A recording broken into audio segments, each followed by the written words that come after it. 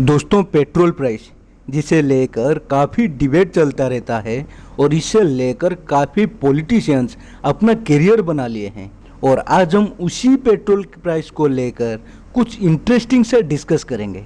और इसका शुरुआत नेपाल से करते हैं, क्योंकि नेपाल का पेट्रोल प्राइस और इंडिया का पेट्रोल प्राइस के बीच हमेशा 15 से 20 रुपए की डिफरेंस रहता है।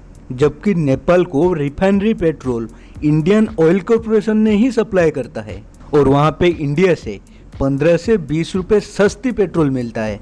और फनी बात तो ये है कि बीच में बिहार का कुछ लोग, जो लोग नेपाल के साथ बॉर्डर शेयर करते हैं, वो लोग नेपाल जाकर वहाँ से पेट्रोल खरीद कर इंडिया के ब्लैक मार्केट में बेचते थे। और यहाँ पे सवाल ये आता है कि इंडिया पे पेट्रोल इतना महंगा क्यों है, और इसका रीजन बताऊंगा तो आप लोग शॉक हो जाओगे। और वो ये है कि पेट्रोल और डीजल का जो बेस प्राइस होता है, मतलब विदाउट एनी ट्रांसपोर्टेशन और कमीशन, उस सब के बिना जो बेस प्राइस होता है पेट्रोल का, वो रफली 40 रुपए के अंदर रहता है।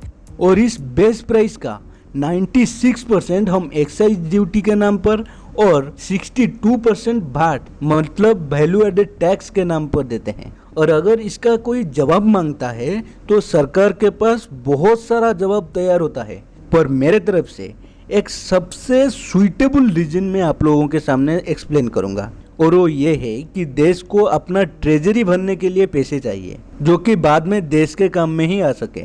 और पॉलिटिशियंस या सरकार को अपना पॉकेट भरने के लिए पैसे चाहिए, जो कि उनके फ्यूचर बनाने में काम आ सके। और इसलिए जनता से टैक्स का अमाउंट बढ़ाया जाता है। और सरकार को पता है कि किसी और चीज़ पर अगर टैक्स बढ़ाएंगे तो लोग उस चीज़ को बाइकआउट कर देंगे या फिर खरीदना बंद कर देंगे। लेकिन 3 ऐसा चीज़ है जिसको लोग कभी बंद नहीं कर सकते। उनमें से पहला है मेडिसिन, दूसरा है पेट्रोल और तीसरा है दारू। और उनमें से पहला जो मेडिसिन बोला, मेडिसिन के ऊपर अगर इतना टैक्स लगाएंगे तो वो ह्यूमैनिटी के अगेंस्ट हो जाएगा। इसीलिए सरकार मेडिसिन के ऊपर इतना टैक्स नहीं लगाता है।